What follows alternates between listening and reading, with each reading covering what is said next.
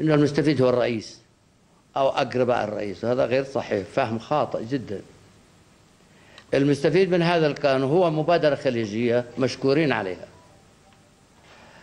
والمستفيد منها كل من عمل مع الرئيس خلال فترة 33 سنة، سواء في مؤسسات الدولة المدنية أو العسكرية أو الأمنية. إذا وجدت أخطاء، قد تكون أخطاء غير مقصودة. أما الرئيس فهو عنده حصانة من شعبه الذي أفنى حياته خدمة لهذا الوطن، لا مطمعا في جاها ولا في كرسي ولا في مال، ولكن خدمة لهذا الوطن في مجال التنمية وبناء اليمن الجديد، بناء يمن سبتمبر وأكتوبر والثاني والعشرين من مايو. هذا ما كنت أطمح عليه، أني أقدم نفسي لهذا الوطن وأنا أقدم خدمة لهذا الوطن. جاءت هذه الخدمة يعني في مجال التنمية، في مجال البنية التحتية، في مجال استخراج النفط والغاز والمعادن، وعلى رأسها وهو أهم إنجاز في حياة علي عبد الله صالح هو إعادة وحدة اليمن في الثاني والعشرين من مايو 90. هذا أنا أعتبره هو تاج على رأس كل اليمنيين عندما تحقق هذا الإنجاز التاريخي الذي كانت هناك فرقة أكثر من 135 سنة تشطير، كان ظلم الإمامة في الشمال وظلم الاستعمار في جنوب الوطن، وكانت الإسرة اليمنية مرتبطة ببعضها البعض رغم وجود الاستعمار ووجود الحكم الكهنوتي في شمال الوطن، ولكن كان اليمنيين مرتبطين ببعضهم البعض في شماله وجنوبه. ولذلك جاءت الوحدة نتاج طبيعي جدا، ما بش أي مشكلة. أنا أقول بهذه المناسبة، وأنا قد وقعت على رحيل علي عبد الله صالح من رأس السلطة في الرياض على المبادرة الخليجية، وأوكلت كل صلاحياتي إلى نائب الرئيس الدستورية، ويتحمل المسؤولية حتى يتم انتخابه في 21 فبراير. وأدعو من كل أبناء الوطن الالتفاف معه والتعاون معه ومع حكومة الوفاق من أجل مصلحة الوطن لإعادة ترميم وإصلاح ما دمر خلال 11 شهر، إعادة ترميم وبناء ما دمر خلال 11 شهر. أما بالنسبة للسنوات القادمة فسيكون للنائب الرئيس برنامجه الرئيس المستقبلي ومع حكومته.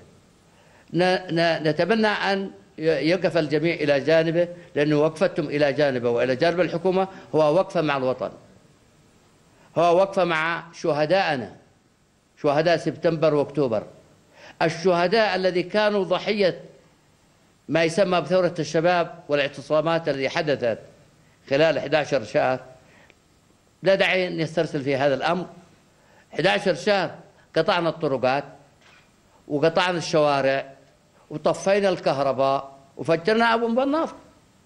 هذا ثورة الشباب، وسرقوها، هذه سرقوها كانوا محسوبين على المؤتمر الشعبي العام، وخرجوا من المؤتمر الشعبي العام فاسدين، وخرجوا إلى ساحة الاعتصام وطلعوا منتصرين. الآن مسكوا حكايب سياسية. ندع هذا جانبا ونرمي هذا التاريخ وراء ظهورنا. وأدعو الجميع وأوجه الجميع من هذا المكان وإلى جانب قيادة المؤتمر، أوجه الجميع، أوجه أبناء الوطن، أبناء سبتمبر وأكتوبر والثاني والعشرين أن يلتفوا حول بعضهم البعض، وأدعو إلى المصارحة والمصالحة ما عدا ما يخص الإرهاب. الإرهاب هذا له وضع آخر، لكن مصارحة ومصالحة من خلال المرحلة الثانية للمبادرة الخليجية في إطار مؤتمر وطني عام، أن يتصالح الناس، وأن تنتهي المظاهر المسلحة، وأن تفتتح الطرق، وأن تنتهي المظاهر العسكرية والميليشيات، ونبني يمن جديد. جربنا مساكين الشباب 11 شهر في في الاعتصامات فيها شباب ارجعوا إلى مساكنكم، أعودوا إلى بيوتكم، أعودوا إلى أسركم. 11 شهر، لو فرضنا 11 شهر أنتم ثورة الشباب، كم حقيبة دبلوماسية سياسية؟ الوزارة من 33 وأنتم حوالي 10 إلى 15,000 إلى 20,000. كم حتكون وزراء؟ 20,000 30,000 وزراء ومؤسسات. تعبتوا، وأنا أشفق عليكم وأقول عودوا إلى مساكنكم وتبدأوا صفحة جديدة مع القيادة الجديدة. نحن في المؤتمر الشعبي العام أدعو كل قيادة المؤتمر وأعضاء المؤتمر وأنصار المؤتمر وأحزاب التحالف الوطني الديمقراطي إلى الوقوف وقفة جادة أمام الانتخابات الرئاسية القادمة في 21 فبراير، وأن يبذلوا كل قصارى جهدهم، وأنه مش إنجاز لعبد ربه منصور، إنجاز لكل اليمنيين، إنجاز لكم يا مؤتمريين إن أنتم حققتوا هذا الانتصار الديمقراطي. أدعوهم إلى التوجه إلى صناديق الاقتراع دون تباطؤ. صناديق الاقتراع هو انتخاب واستفتاء على مرشحكم، هو مرشح الوفاق، لكن هو مرشحكم كمؤتمريين. ونحن نعرف لأنه قد جربنا